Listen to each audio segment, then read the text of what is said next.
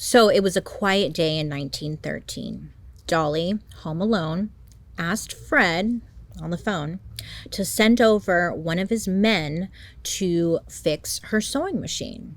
It was broken and she needed some help with the repairs, you know? You know when you get the oil in your eye? Yeah, that happened. So that someone was Otto Sanhuber. And he was said to be a very shy, lanky 17-year-old with a soft-spoken demeanor and downcast eyes. Now, to most, Otto would be unremarkable, hardly noticeable. But Dolly saw him differently. When Otto arrived, he didn't just find a broken sewing machine. No. I think she would have done this for anyone who was going to show up. It just happened to be Otto, you know? But when she answered the door, she was wearing nothing but a silk robe and stockings.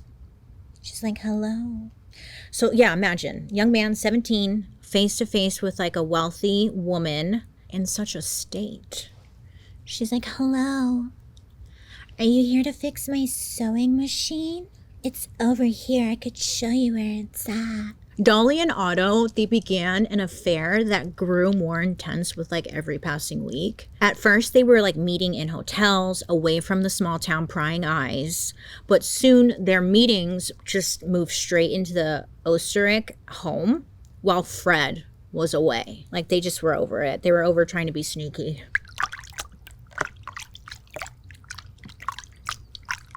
So the neighbors, of course, you know how bored housewives, they're watching. They notice a strange young man coming to the couple's home, and Dolly, ever resourceful, spun a tale saying that Otto was her vagabond half-brother. So she's telling everyone this, and she's realizing this flimsy story, it really wouldn't be enough. Over time, it became clear that simply deflecting attention would not be enough.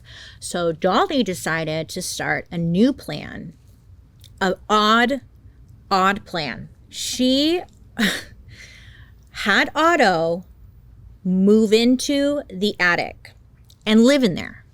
This was her plan, so they could be together. Yes, oh yes, you heard that right.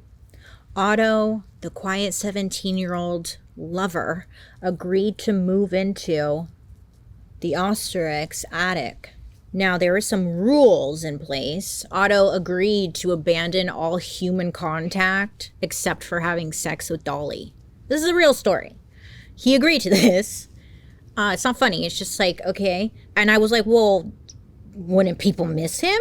No, he didn't have any family. I guess he didn't really have any friends or anything. So he personally didn't mind, according to him.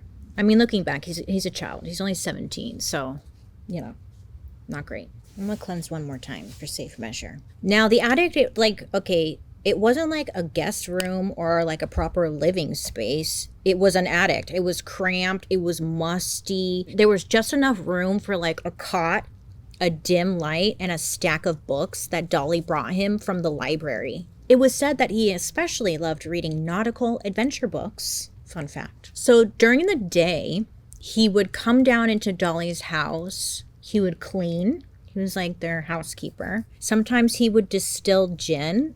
And then, of course, he would engage in sexual relations with Dolly. So Otter later claimed that he loved Dolly as a boy loves his mother. Yeah. But the relationship was far from motherly. I mean, they were having sex. Are you having sex with your mom? I hope not. By 1918, he became pretty much like a ghost in the attic. He was hidden from Fred, lurking above, without Fred having any idea. When I was reading this story, I was like, is this true? Is this real? This, what? Yes.